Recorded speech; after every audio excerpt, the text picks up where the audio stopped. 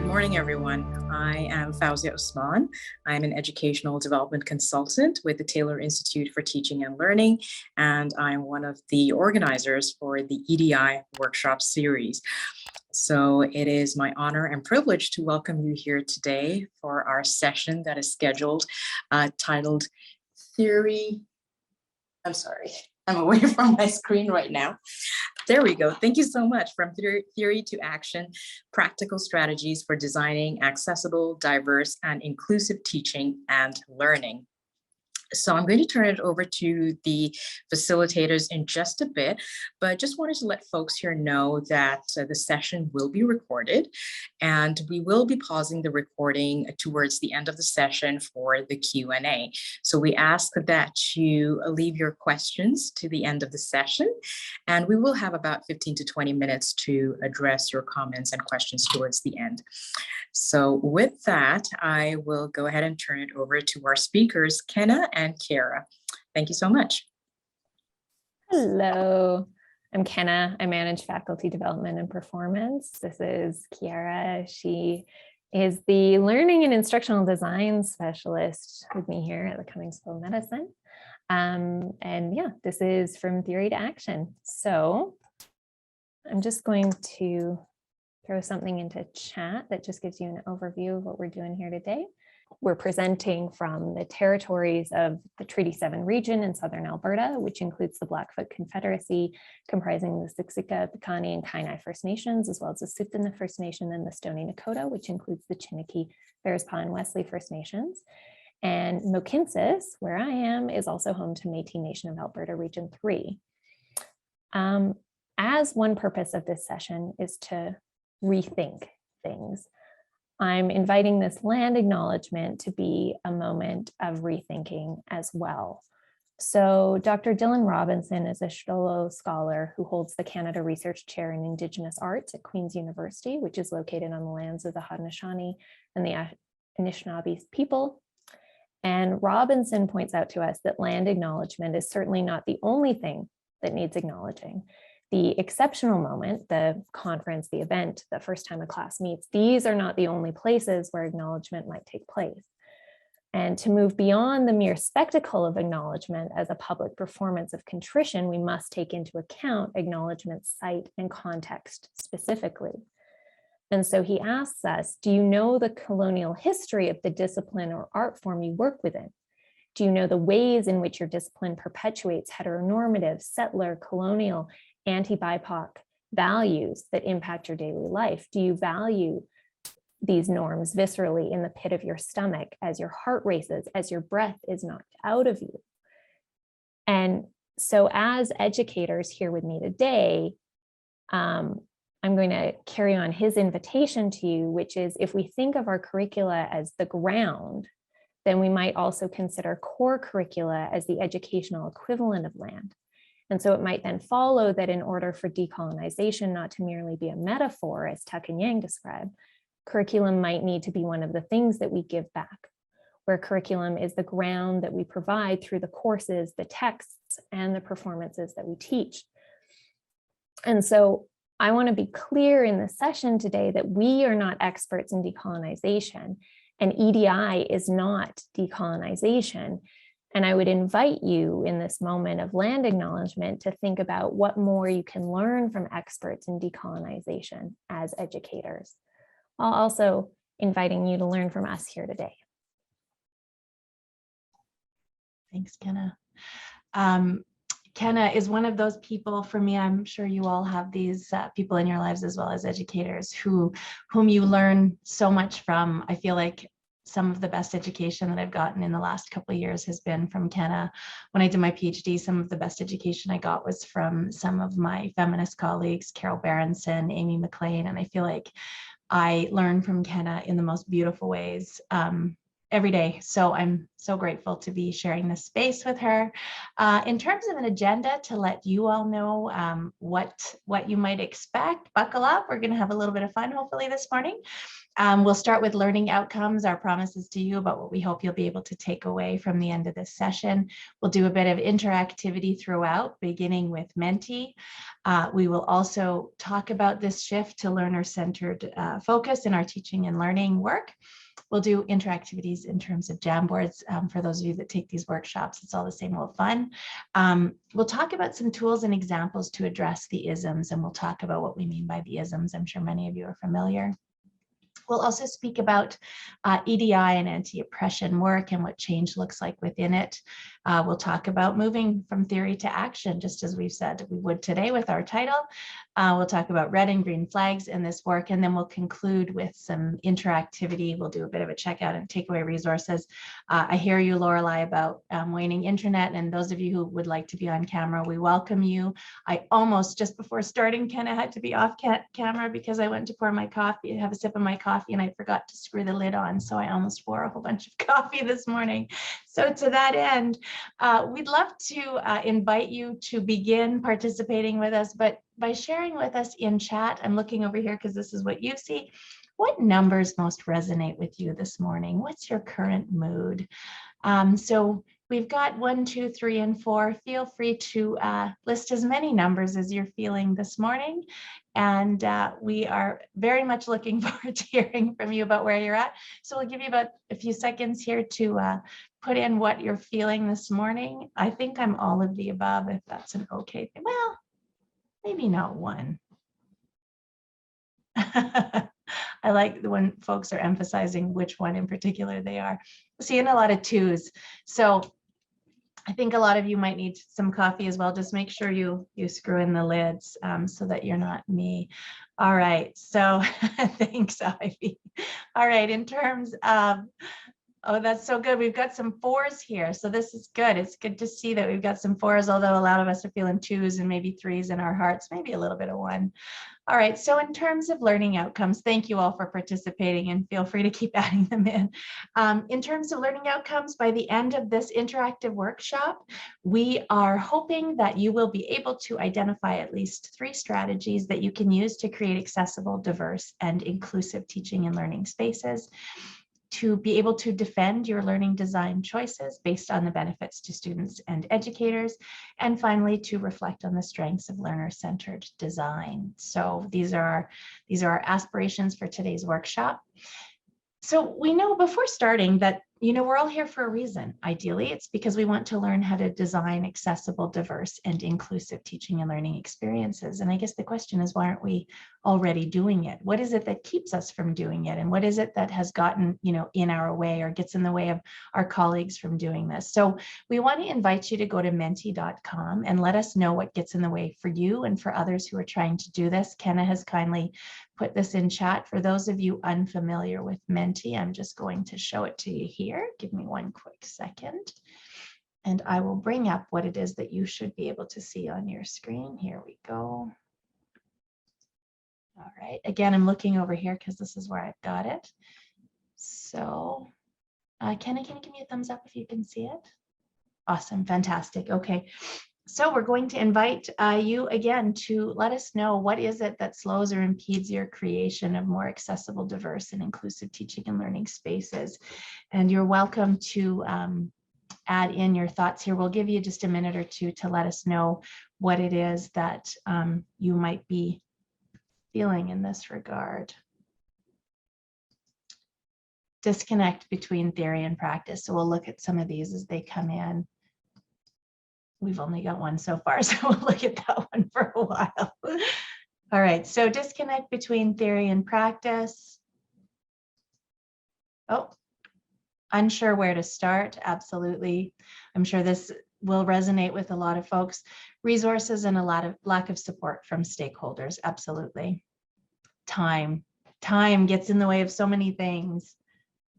All right, I'm going to go through these again so folks can see them, and please feel free to add in a couple. The code in the chat doesn't work. Oh, sorry. Yes, thank you. This was a last minute shift, 9831. 9836. I'm sorry, I had the old stuff in the notes for Kenna. 327-9836. I'm just going to put it in chat. This is probably why we're unable to have some more participation. All right, so we'll do this again. Okay, so resources and a lack of support from stakeholders, unsure where to start, disconnect between theory and practice. I think I might have been scrolling through the wrong way. So let me try one more time, see if we've got anything else coming in. Some of the language around EDI is hard to understand. Yeah, there's a lot of new stuff coming in here. Inertia. Oh, I feel like that speaks to my soul. Feeling tired. Yes, what was that? Number 2. Worries about what level of flexibility is appropriate. Absolutely. Lack of knowledge around where to start. Lack of support and resources. Lack of knowledge, the needs of diverse students. So I feel like this is thematic, right? Especially among educators working, in knowledge transfer, right? That we feel like if we don't know, we shouldn't be doing. Lack of access to expertise. What are the specific problems or gaps that we should be trying to close? All right, thank you so much for sharing. I'm going to bring us back to our presentation here. Thanks for bearing with me while I just get us located. Here we go. All right. Oh, and there we go. What did I tell you, Kenna? I told you that these things were shutting down on me. Here we go. Okay. So I'm going to resume. Hopefully you can all see. So we've just done this Menti exercise with a little bit of clunkiness. So this same code will be the one that we'll be using throughout. Thank you for catching that. I think it was Danny. Thank you so much. All right, so most of us we know, and we saw a lot of this in the chat, right?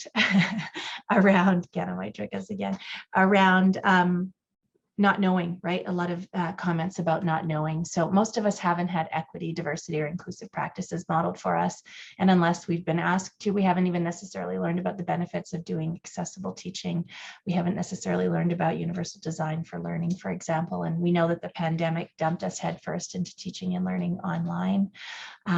We haven't even necessarily had good teaching modeled for us. So many of us teach how we were taught, and in many cases, that is how our teachers were taught themselves. I am aware that I am risking dating myself by showing you this Bueller, anyone reference, as well as Charlie Brown.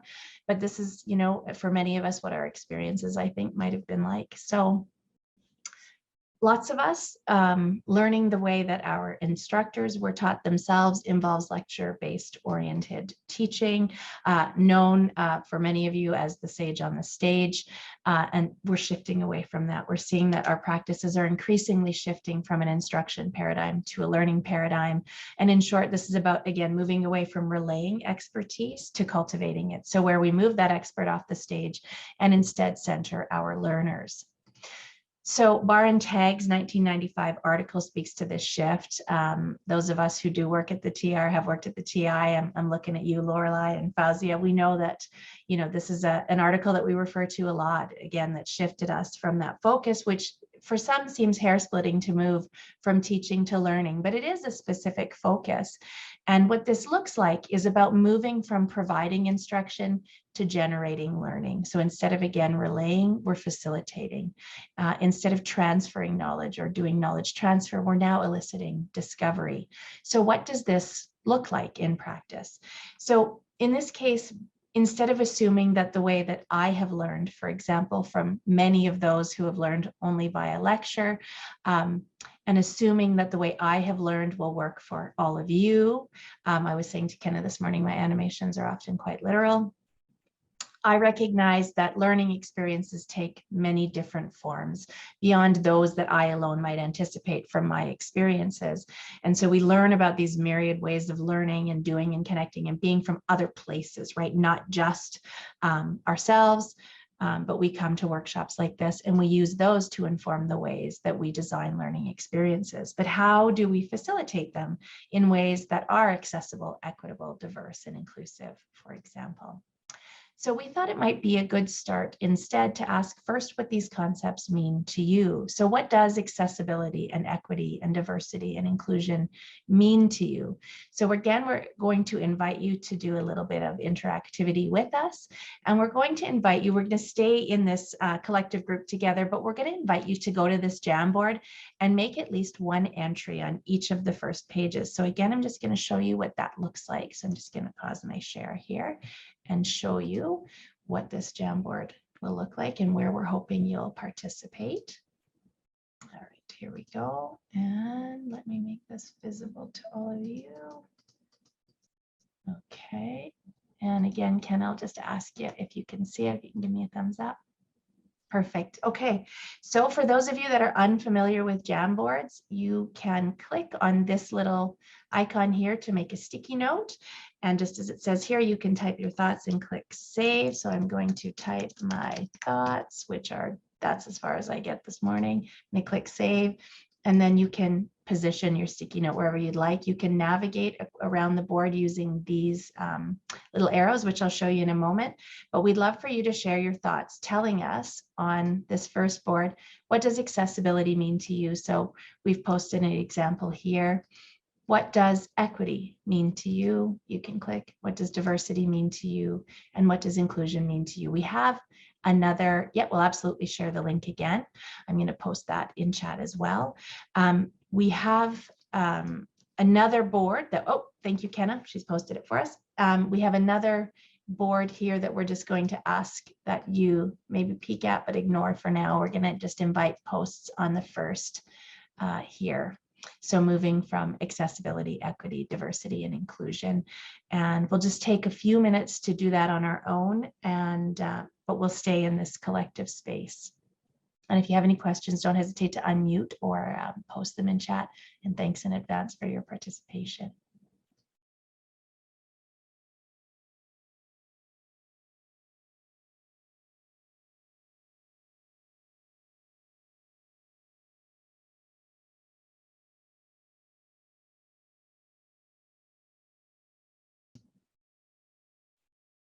So thank you again for taking the time to post. We'll revisit that in a little while. So we didn't want you just to post for posting's sake and then leave it there. So we know that accessibility, diversity, and inclusive work allows us to help begin addressing the isms. And some of you probably know what we're referring to, but what do we mean by the isms? Well, we mean some of the most common, of course, are racism, sexism, ableism, and then we can also include in those lists things like homophobia, transphobia, xenophobia, misogyny, things of this sort. These are all, of course, the kinds of things that we're working to get rid of, to excise, especially in our teaching and learning work, and that's what we're here to focus on today. So we want to talk a little bit about the tools that can help us address the isms in our teaching and learning. With respect to accessibility, for example, Universal Design for Learning, or UDL, which many of you might be familiar with, is based in essence on the idea that one size doesn't fit all. And instead, when multiple means of representation, expression, and engagement are made available to students, then each student is arguably able to thrive. So this means that students are able to access information presented in various ways that work for them, which might mean, for example, offering a range of visual options like infographics and images, which somebody like me, for example, I really love. I love the images. I learn really well that way. Auditory representation like podcasts or even song, using multimedia, not just slides and lectures, highlighting patterns and trends, helping guide the processing of information, and so on. It might also mean allowing students to express their learning in ways that best demonstrate what it is that they have learned. So this might mean offering students, for example, various assessments, not just multiple choice exams and long and short answers, or a choice between assessments to best reflect what it is that they have learned. I did this in my one course where students got to choose how they express their learning at the end and co-produce the rubric so that they could ensure that we were covering all of the appropriate things that we needed to look at in the course. We might offer nested assessments, so building in low stakes progress reporting, for example, and to also foster and cultivate interest in ways that most engage our students. So this might include allowing students choice and autonomy in terms of the specific topics within a subject area that they take up, might allow them to facilitate community building and collaboration so that students can learn with and from one another, not just from us, and to create opportunities for reflection upon learning. Importantly, when I was exploring and compiling teaching and learning resources to promote inclusivity, accessibility, equity, and diversity in learning design environments, I was struck by the degree of overlap between the best practices in teaching and learning online in UDL and in EDI practices. So, for example, some of the recommendations in terms of really great online teaching and learning includes building community, offering students choice and variety in terms of their learning mediums. So doing some reading, watching, listening, various activities, doing, reflecting, applying, and various assessments. So again, different project types, atypical presentations like digital stories or game shows, and promoting active engagement. So breakout room work instead of, for example, just synchronous lecturing, which I'm not modeling very well right now. And then incorporating EDI in teaching and learning helps us to design a range of learning experiences. So not just, again, single lecture-based teaching and learning environments, but to create learning environments that work towards being anti-oppressive. And Kenna will take up some of the distinctions between equitable, diverse, and inclusive practices and what it means to engage in anti-oppressive work in just a minute. The key points to focus on here are the active efforts of designing, creating things that actively work to counter or are anti the isms. So I remember hearing once, and I thought it was really powerful, the idea that everybody can get on side with equity, diversity, and inclusion, accessibility, but the anti stuff is where the hard work is done, where I shouldn't say, that's not to suggest that EDI work is not hard, but that's where the challenging, the anti, the oppositional kind of feel to some of that work can sometimes come in. So I want to turn it over to Kenna to illuminate some of these distinctions now. All right. So quite often we find that when we attend these workshops, we have a lot of people who already subscribe to this philosophy. And so if you already subscribe to this philosophy, you've probably already seen some version of this image. Does anyone want to take a stab at what this image represents? You can pop in chat or you can turn on your mic.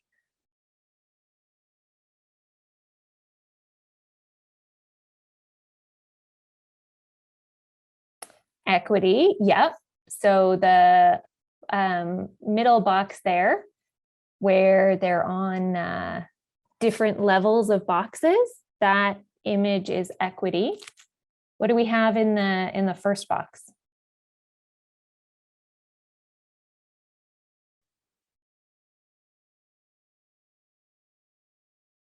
Equality. Thank you very much, Lori. That's fantastic.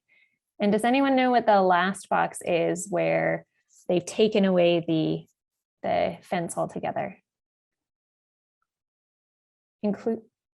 Removing barriers, inclusion. So we actually usually call that box justice. Okay, so justice is the idea of sort of stepping in and actually taking action to remove the barrier itself. And Ivy pointed out removing barriers, and that's great. So what I'd like you to think about is, where are examples in the work you do as an educator in the learning environment in which you operate, where you see examples of equality? So that's the picture on the first box, where they all have the exact same size of podium. So some of them can see and some of them can't see. In the learning environment in which you work, what are some examples where equality interferes with accessibility, with diversity, with inclusion? You can throw out anything, and I don't necessarily know the environment you're working in, so it can be completely specific to you or your context, but feel free to just throw it into chat. What are some ways that equality in your learning environment is preventing accessibility, diversity, or inclusivity? Course format, fantastic. That's an excellent one, absolutely. We operate one course in one way, no matter who the learners are. What else? Rigid deadlines, absolutely. A hard deadline, that seems like equality, right? Everyone gets the same deadline, but not everyone is having the same experiences. Yep, it can be limiting, exactly. Thank you, John. That's another kind of equality. What about in admissions, just in getting into this learning environment? Absolutely, you can certainly private message us. Meeting requirements of accrediting bodies, absolutely. So those kinds of standards are the same across the board, right? And Ivy's pointed out GPA as an admissions requirement, fantastic. So you guys have a good idea of this. I'm just gonna sort of bring attention to a few, and these are just a few, but in admissions, we've got, volunteer experience, recommendation letters. We've got, in terms of the resources, we've got expensive texts or course packs. We've got Eurocentric or monocultural references, materials that might only be available in a single format. We've got complex tech. In terms of teaching and learning styles, we might have a single mode of teaching, a lack of variety in assessment. And then in terms of the space, whether that's virtual or physical. And so I bring these up here, and that's a lot of examples, and those are still just a very few examples of how previous efforts at equality and ongoing standards for equality interfere with all these other things that we want to achieve. So I'm going to show you another model that you might have seen before. So I don't know how many people have seen some version of this. And I really liked this one when I first saw it.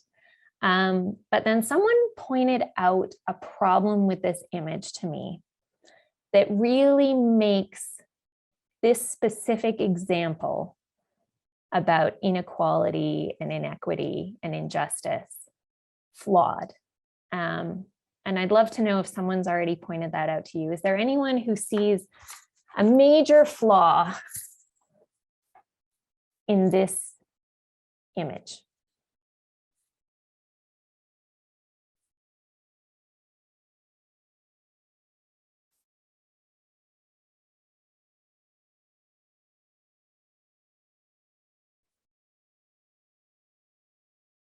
I'll give you just another few seconds to think about it. The inequality is towards the young Black man. Well, we can definitely talk about how images sort of reproduce inequity, because we quite often suggest that it's always certain marginalized groups who are sort of in a situation of being deprived, and that can sort of reproduce harms that already exist. The tree is leaning to one side, limited apples for a tree to produce, hard to critique a critique, the number of apples is unequal. Okay, so these are great. So this is one that I never saw until someone pointed it out to me. But using the tree suggests that all of this inequity is naturally occurring. So it tells us that this is just how the world is.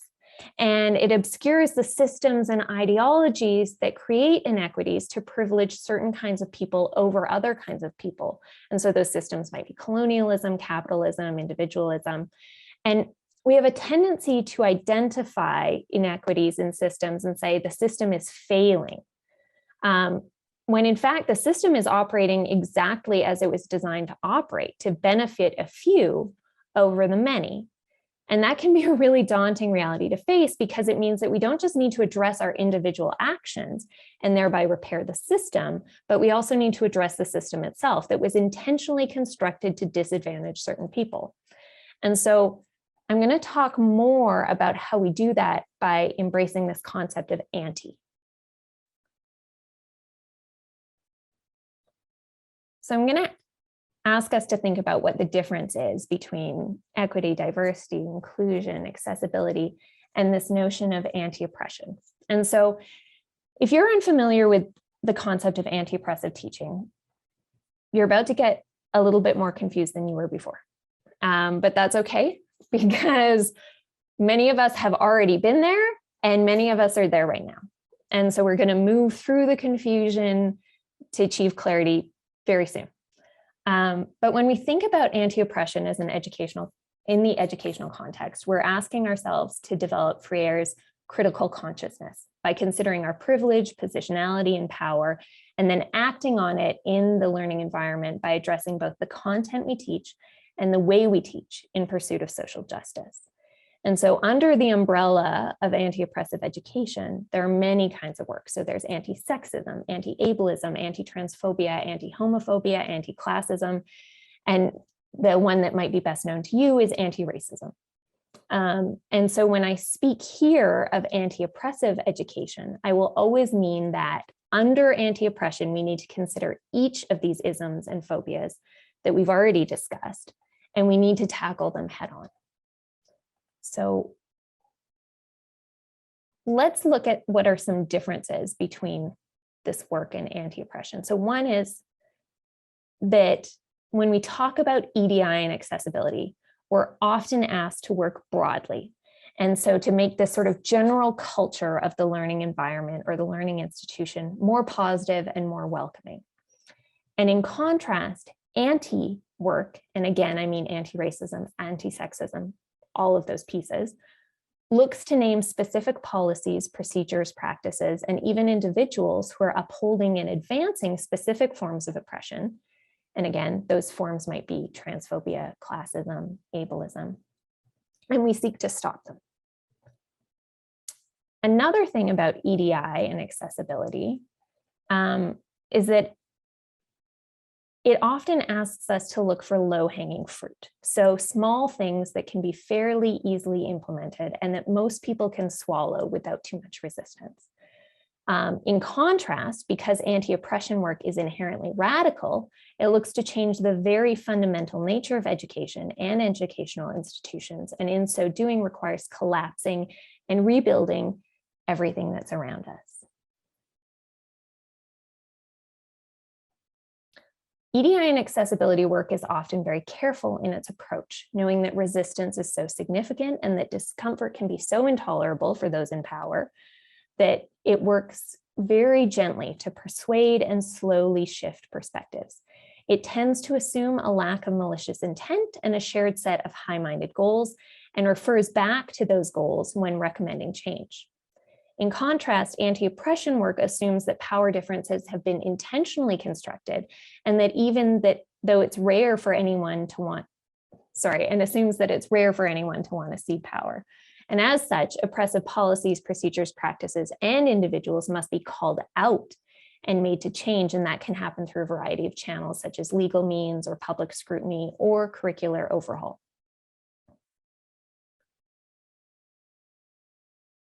And then EDI and accessibility work often seeks niceness. So maybe you've seen those sweatshirts or those mugs that say, be kind. And it always sort of reminds me of my mother-in-law, who sort of watches what I do from the sidelines and reminds me that if each of us were just kinder to one another, the world would be a nicer place. And I wholeheartedly agree. If all of us were nicer to one another, the world would be a nicer place. But anti-oppressive work assumes that there are people and systems that are not going to be nice and are not going to be changed by niceness. And the confrontation that's required for change is going to be harsh, it's going to be uncomfortable, it's going to be upsetting, but it will in the end be just.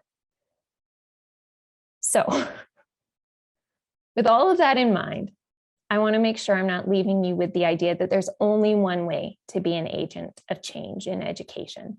So let me give you a really specific example. So in my first women's studies course, we watched Bend It Like Beckham, which is the story of a young English woman of Indian descent whose family disapproves of her tomboy ways. And so she has to hide her exceptional soccer playing from them, all the while dealing with a romantic interest, but low self-esteem because she's always negatively compared to her beautiful sister. So after watching this, I went into class and I railed against the movie and how, the lead is actually an incredibly beautiful woman. And so the whole ugly duckling narrative is Hollywood tripe and we should strike it from the syllabus. And my professor, who'd been doing this much longer than I had, told me something that I will always keep in my mind. And she said, I want it all. I want girl power. I want bend it like Beckham. I want bra burning. I want pay equity. I want a women's strike. There is space for all of it, and all of it works to move the needle. And so that's how I see the spectrum of EDI to anti-oppression work. You may be in one spot today and you may be in a different spot tomorrow, but all of us who are engaged in that work are actively working to move the needle in the right direction. So the real thing to focus on is not that you need to not do EDI work and you need to do anti-oppression work. You know what place you're in and you know what context you're in. The focus is really that whatever it is that inspires you, you need to be doing. So when we think about the things that we're trying to combat, the isms that we're trying to combat active isms, which are, guys in hoods. In the sort of teaching context, we think about professors who are teaching great replacement theory, who are refusing to hire Indigenous teaching assistants, who won't let a translator into their classroom, who refuse to use someone's appropriate pronouns, who are abbreviating people's names because it's just simpler. And then we can think about sort of the passive isms. So those are things like refusing to recognize or accept degrees from countries that are mostly non-white, or including racist scholars in your canon simply because they're part of the canon, asking, one woman in your class to always speak for women every time a gender issue comes up, or inviting your male colleague to bring his wife to a faculty mixer, even though you don't know what his sexual orientation is. And so we need to work actively to combat that. So that means, active anti-oppression work, because there's no such thing as passive anti-oppression work. And so we'll talk about this more and we'll get you generating some ideas, but these are some ideas just, that run the gamut. So making sure there's diversity in your syllabus, in your authors, considering the safety of marginalized students and being intentional when you put them into small groups, hosting a sit-in to make sure that your institution builds a gender-neutral washroom, working with your learners to co-develop norms for your classroom that are supposed to embrace sort of safety and bravery and inclusivity. And then this is one, because Kira and I sort of debated this one, avoiding words that rely on stereotypes or diminish. So people say, I'm OCD, or, oh, I must be on crack, or all of this language that can be really exclusive. It seems like a really small thing, and maybe it seems like that low-hanging fruit that we were talking about, but upending the English language is not a small thing. Upending the English language is incredibly radical. And it's the stuff that makes people so angry. There was a big CBC article on, like, have you thought about this language? And then, Rex Murphy goes off and says, they're ruining the whole world because they want us to change our language. So they might seem like small acts, but they're radical acts. So we're gonna get you into groups and have you sort of brainstorming on this more, but I just wanted to give you a taste of how we do this sort of active work. Now I'm gonna hand it back over to Kira. See all the learning I get to do from my colleague, and this is all just by being near her.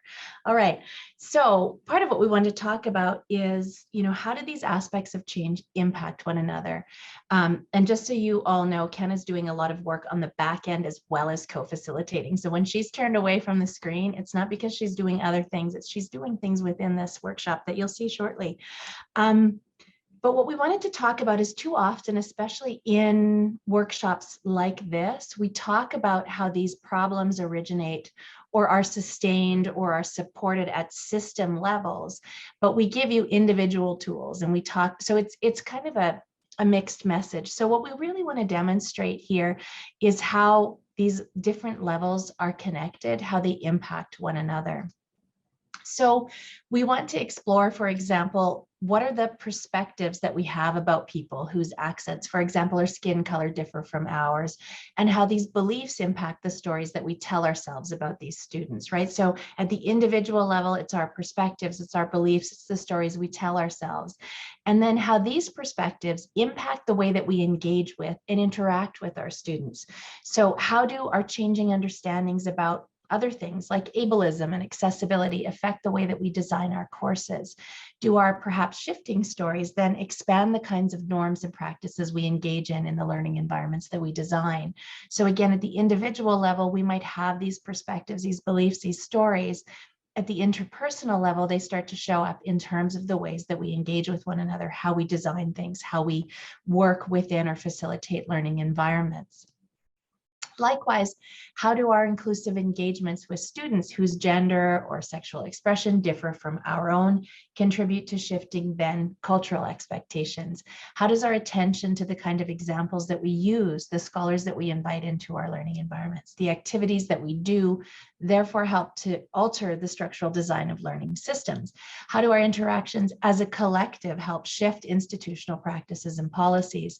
So again, if our beliefs, our perspectives, the stories we tell ourselves are changing, we're engaging with others on the basis of those changes, we're designing differently, we're facilitating differently, collectively, those things start to shift cultural expectations, structural design, institutional practices, policies. And then how do these broader shifts, again, serve to feed back into the ways in which individuals entering into these new teaching and learning systems or these shifting systems are afforded more accessible, more equitable, more diverse, more inclusive perspectives, beliefs that begin rooted in stories that have anti-oppression at their core and not just at their surface. So this is where we look to help think about how do we shift this theory into action. We've talked earlier about the ways that we understand these concepts: accessibility, inclusivity, diversity, so on and so forth. And we wanted to flag again some of the takeaways that we're hoping that, you know, are top of mind for you in terms of the idea that, you know, this work is learner-centered. It really puts our learners at the core, not our the ways that we have been instructed and, you know, are inclined to instruct, but really how best can our learners learn, that there's a spectrum of engagement, right? But that all of that engagement, whether it's shifting language or shifting practices or hosting a sit-in, they're all active and that they're all connected, that even small shifts in language, and I'm going to advocate hard for this because my dissertation was in discourse analysis, but little shifts in language facilitate broader shifts in, you know, interpersonal interactions, systemic level changes, and so on. So what we're going to do now is assign you shortly into breakout rooms, and we're going to ask you, and we know that this is good teaching and learning practice, to have you work with your own data and to engage with it in terms of envisioning change. So we want to help shift, again, these ideas from theory into action. We're going to put you in breakout rooms. We're going to have 5 groups here where we're going to have 4 groups working on transforming these ideas or the theories that we've come up with earlier into practices. And we're going to have another group describe examples of other anti-oppressive practices. So we're going to go back to our Jamboard. I'm going to put the information in chat, and then I think Kenna will be doing the breakout room assignment in a moment here. So this is where we'll go. And we're going to use the following breakout room assignments here. And I will just show you again briefly what that will look like. If you'll bear with me while I get us oriented. All right. Oh, Kenna, you work so hard so quickly. All right. I'm going to resume the share here. So can everyone see now? What does accessibility? You thumbs up, Ken. Is that visible for everybody? Perfect. Okay, so we'll have group 1 working in this space. We'll have group 2 in this space, group 3 in this space, group 4 in this space. It's all in chat. And breakout room 5 working here. And what we're asking you to do is, for example, we've got, you know, what does accessibility mean to you? So everyone can do it. So we'd love for you to create a new sticky note and say, okay, so this is the theory. In practice, what does everyone can do it mean? So this might mean everyone can do it might mean that we have multiple, whoops, ooh, I can't spell when people are watching, multiple forms of expression. So different, let's say, assessments. So that is this idea. This is one idea where we're going to convert, oops, let me save that again, where we'll convert this idea in theory that everyone can do it into a practice, creating different assessments. So in your groups, we're going to invite you to do that in your breakout rooms. Kenna will invite you shortly to join them. We'll have you work in there. I think we've got a little bit of time, so we'll give you probably at least 10 minutes or so to work, and we'll send you notices to let you know how much time is left. And are there any questions before we assign folks to breakout rooms? Just gonna see here. Okay, so you'll be invited shortly, and we'll see you shortly. Thank you so much, Kenna.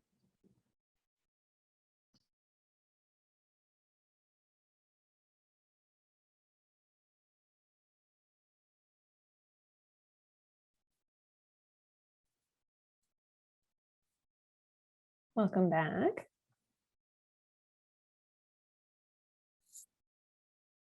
All right, so we saw some cool stuff on your boards. Thank you for playing along with us. So on accessibility, we had some great ideas. So multiple ways to express for the purpose of assessment. I really like that. Ensuring that all resources used in the course are available in the library. That's a really important one. Thank you. What about on, what have you got on equity there, Kira? Just had to unmute, so let's take a peek here. You all, I mean, we were looking at these and thinking how incredible they are and how specific they already are, giving people the resources they need to succeed, learning modalities to meet student needs. And I love accounting for disadvantage that some students enter with, overcome existing biases, eliminate barriers. And I think that that post-it note in between was meant to address both. So creating space for conversation around disadvantages and barriers. It looks like, yeah, the post-it notes that this group came up with, thank you so much, speak to several. So adapting things to meet where people are starting at an opportunity. So pre-assessments of student learning to flex teaching to meet them where they're at. This is fantastic. Kenna, we've got diversity. Give it back to you. Yeah, so here we've got some cool stuff here as well. So looking for images that show diversity. I love this, moving focus away from mainstream existing doctrine and investigating alternate viewpoints. So yeah, a diversity of thought as well. What else have we got on inclusion? Inclusion, we all participate. Building in face-to-face components to online environments, multimodal participation. We see this all the time, right? So many folks talking about participation, and it, has historically looked like, who raises their hand in class. So yeah, multimodal participation is so fantastic. Everyone included and valued. So the ability to submit assessments in diverse media or formats. Yes, this is fantastic. Meaningful engagement with diversity, asking for pronouns, personality types, preferred name, activate name change on Zoom. I know that, and showing people how to do that, right? So they can add their pronouns when it feels comfortable and safe. I remember being part of a group where one of the opening activities was just, talking about how you're feeling in your body that day. And it was a smaller group, but there was a number of people who had back issues, and they were able to then say that this is how they were feeling, and they could get up and lean up against the wall while they were learning, because that helped. I'll turn it over to you, Kenna, in terms of the great anti-oppressive teaching and learning practices that are dreamed up here. I was so excited to see your work here because this is near and dear to my heart in particular. So rubrics, I think this is so important, and I can't emphasize enough that what we know about bias in student assessment and learner assessment tells us that we should be designing rubrics, and we should be proactive about that so that our assessment can be anti-oppressive. And of course, gold star for the person who said we should be doing faculty development on this and staff development on this, because I work in the realm of faculty development. So yes, we need to teach people how to do this. And personally, I think that I'd love to see more people here than just the people who are eager to do it. I'd like to see some of the people who are maybe a little resistant to doing it. So thinking about ways that we can expand that reach in that training would be great. I'll hand it back to Kiera. Thanks, Kenna.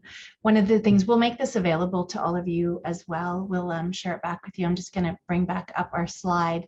One of the things that, is often happens in these workshops is that people come and they would like just, a list of things that they can do. I hope you all can't hear the construction outside my door, but if you can, I apologize.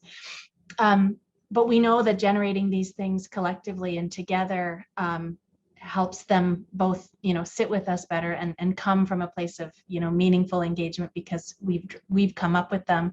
And likewise, it's to demonstrate that these are things that you can do. You don't need to have read 19 books on all of these things in order to, roll up your sleeves and engage. So thank you so much for doing this and for collectively doing this, because this is part of that collective envisioning.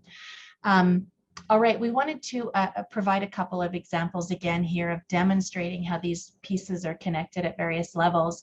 And so wanted to offer a couple of examples where, for example, at the personal, the individual level, if we have certain beliefs or perspectives around student accessibility services, accommodations, if we as an individual at the individual level start to explore student accessibility services, come to understand it a little bit better, we might shift our perspectives and beliefs about how these things are used. I know that growing up, or at least when I was in university doing my undergrad, I remember vaguely hearing about this, but there was not a lot of talk about these things. These were things that students individually had to pursue on their own. I didn't know about them as an instructor later, unless I looked into it because students prompted me. So learning more about those things at an individual level helped really shift my belief and my perspectives around how they're used. And I didn't know about the number of accommodations and the different ways in which we can work with students and the ways that they learn.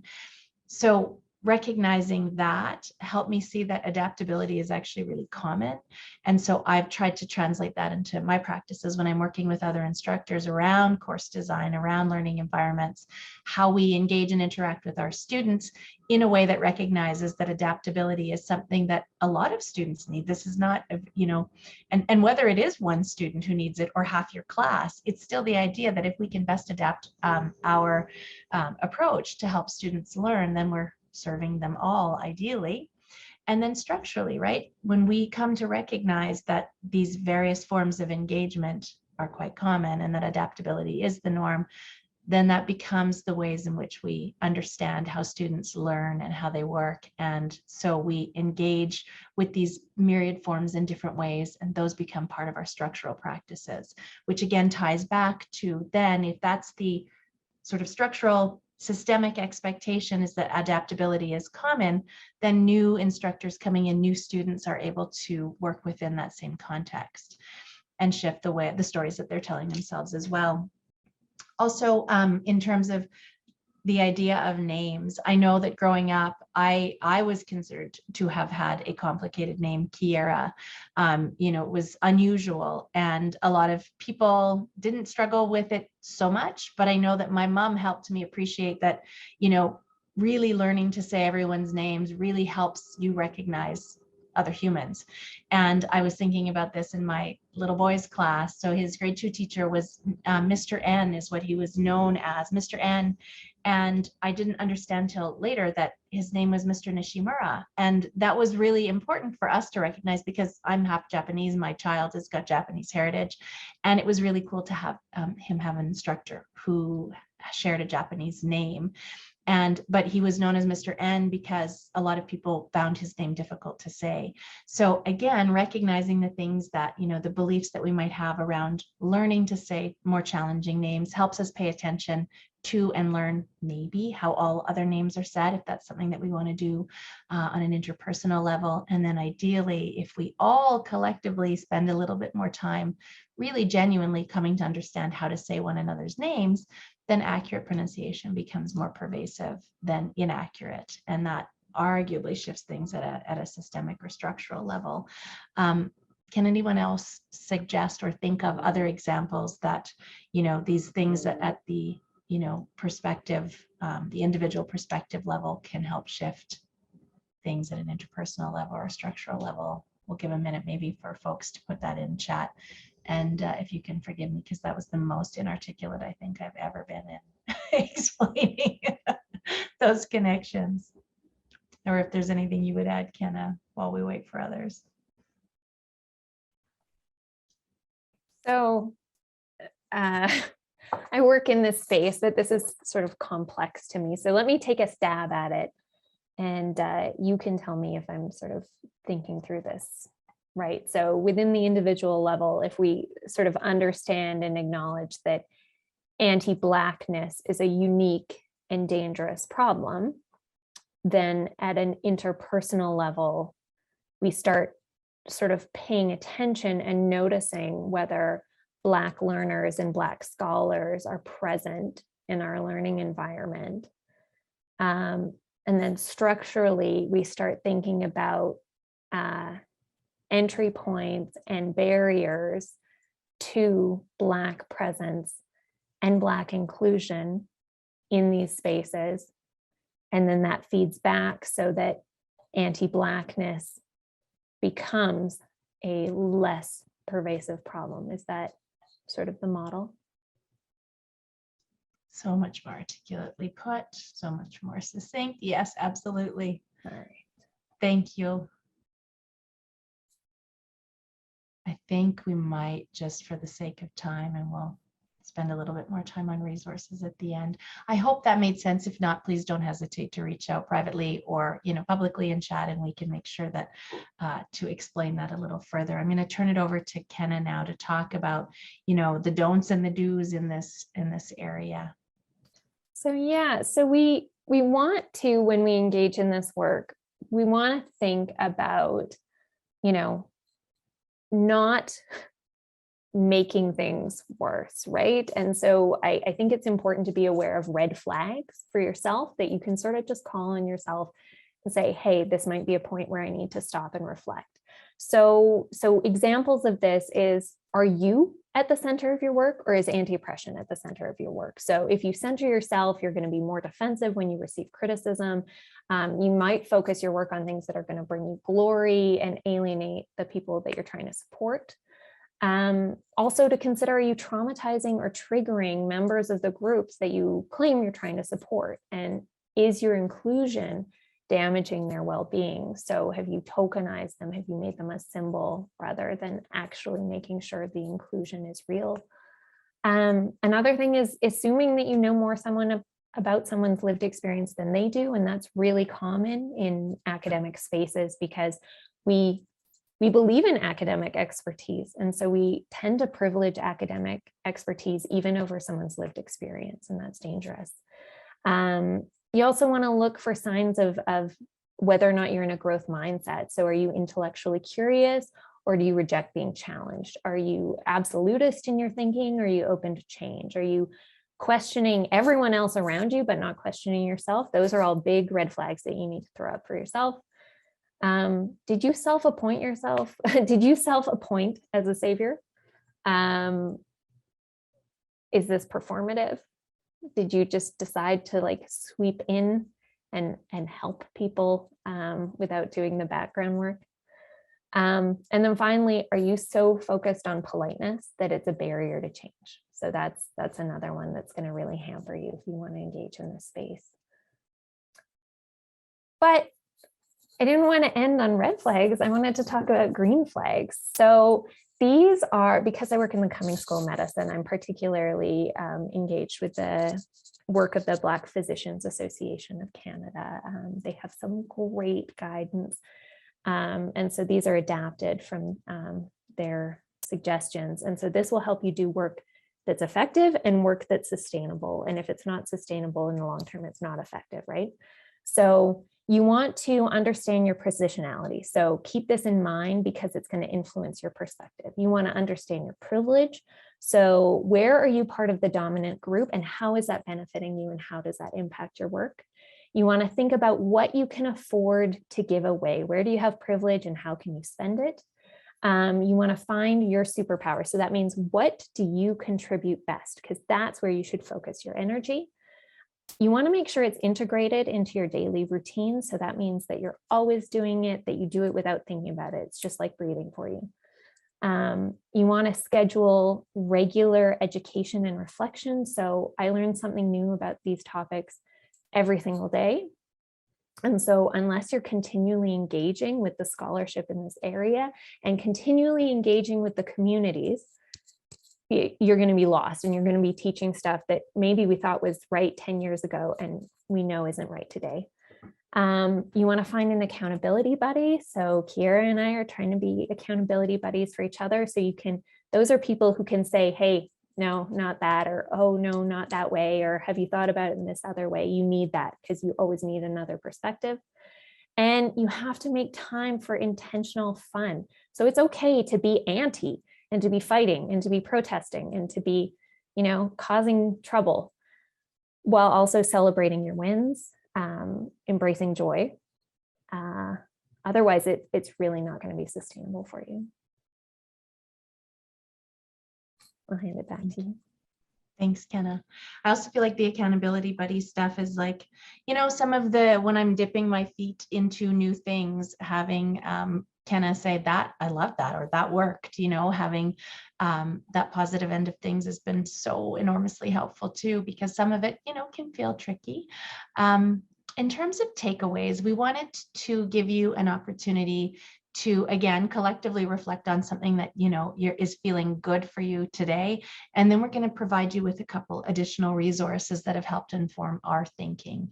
So we're going to invite you to go back to Menti, and that number has changed and it's in chat, but I'll make it visible again in a second here. It's the one on the screen here. So what is one new anti-oppressive practice that you plan to engage in as a result of or generated by your learning here today? And we said new in brackets because we think many of you came here quite equipped already. So hopefully maybe a new idea was stimulated for you. So I'm going to, again, bring us back to Menti there, and we can invite you to enter in that same code. I'm just going to bring it back so that you can see it as well and make it so that you can actually use it, because I don't think it will be available to you just yet. So let me open that slide up for you, and I'm going to make it visible because it'll be a word cloud. So I think, can you all see it now? All right. So if you want to share one or more, if you've taken away a couple extras, please feel free to add a couple here. And I think it's visible. Is it, Kenna? Yep. Okay, so we don't need to put the number in chat. All right. So we'll give you all a minute to do that.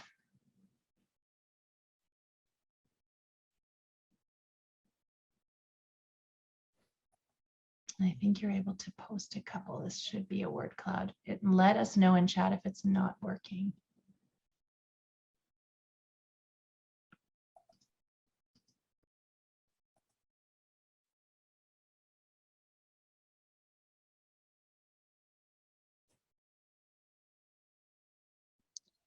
Hi, Kira. It has taken me back to the first Menti.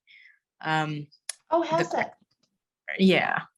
All right, this is great to know. Let's see. Is that working? There we go. Thank you. I was a bit nervous that maybe nobody had learned anything. So thank you. Hopefully, is this working now? Ah, there we go. Okay. Yes, multimodal assessment, justice using anti-ism, professional development. Yeah. I love how these word clouds pop up. Creating space, resources, review and read, expression, reflection, connect with instructors. This is great. And we can, again, share these out as well with participants after. This is fantastic. So maybe while this is up, and I'll allow this to continue to populate, I'll just share a couple resources with you all that have informed us, and we can take a peek at this just before we check out here. So one of the resources that I've found, and I think, is this still visible, Kenna? Everyone can see this? Okay, thank you. So this is Calgary Anti-Racism Education, and this is actually a really resource rich, and we're going to send you home with a PDF that's got this link in it. So if that's helpful for you, but it's got all of these great resources. It's got a fantastic glossary, for example, that you can download. That's got a bunch of really fantastic terms in there. And then it's got really great learning actions. So it walks you through various actions, what might be needed, what kinds of materials you can use, the framework. And that's actually informed some of the activities that we did here today. And I love that it's local. So it's got some, on the ground applicable things from the Calgary area. We've also, this is, Kenna said that a number of universities have actually either helped contribute to or recommend this series of resources. So there's a bunch of, and you can see here that there are activities, articles, podcasts, books, videos, links. So a lot of really great things here. This will again be provided to you.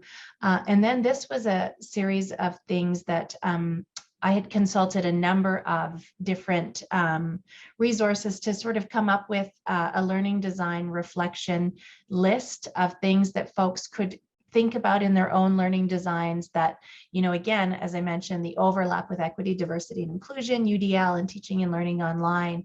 So there are these various areas that seem to be thematic overlaps, and where you can click and it will demonstrate, it'll ask you questions, do course resources emphasize the range of identities and backgrounds of experts who have contributed to a given field? And then there are various links. So there's over 50 links out to material here as well on this website. And this is local on Kenna's office's website. So we've got that available for you as well. And we'll send you, and then Kenna, thank you so much, has posted it in chat. I'm just going to continue to share the last bit of the workshop here. And it does that every time. I don't really know why. And we've got the Menti slide up. I think everyone's seen that. So we've done Menti. So we're hoping that we can just do a little bit of a post assessment here. So we've provided you with resources. We'd love for you to raise your virtual hand if you can identify at least 3 strategies to create accessible, diverse, and inclusive teaching and learning spaces. Thank you, Lorelei.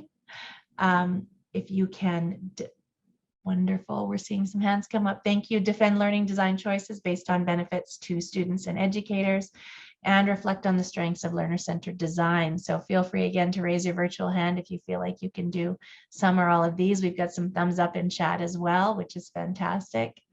This is great. So continue to please raise your virtual hand if you feel like you are able to do these things. And we just want to thank you again for sharing time and space with us, especially to learn about something so essential. We'll turn it over to Fauzia for the last 2 minutes here, but thank you so much again for your time today. We really, really appreciate it.